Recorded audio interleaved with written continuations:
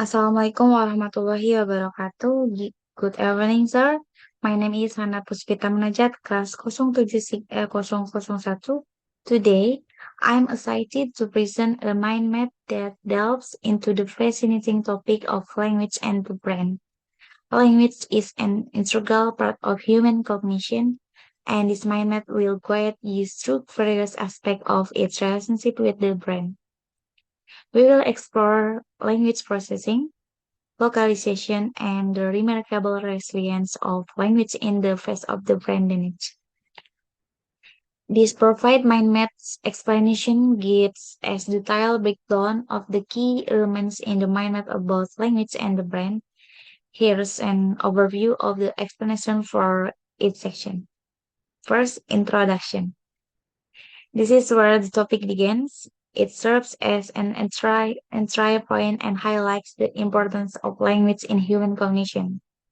It outlines the area of focus within the topic, which include language processing, localization, and resilience. And next, localization of language function.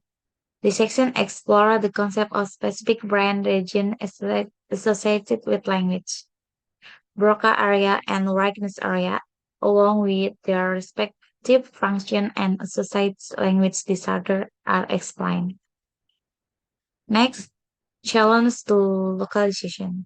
Here, the mind map addresses the limitation and complexity of theory related to the localization of language function.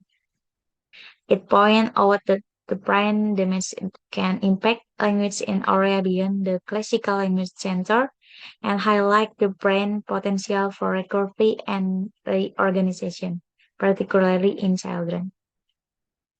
Next, plasticity of the brain.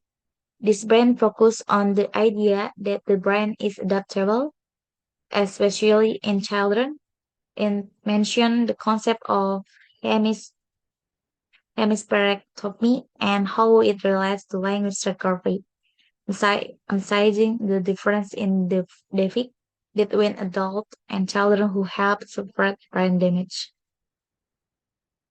And next, variation across language. This section discusses the idea that the relationship between language and the brain is not consistent across different languages. It introduces the influence of linguistic typology and provides example of how aphasia differs in various languages compared to English-speaking patients. And next, co-occurrence of lexical and grammatical deficit. This part of the mind map delves into the observation that patients often experience both lexical and grammatical deficits simultaneously.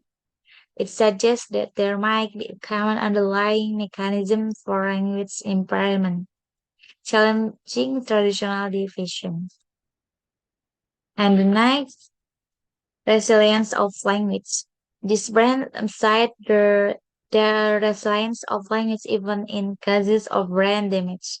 It highlights the redundant representation of linguistic knowledge in the brain, which allow for flexibility and adaptation, especially in children.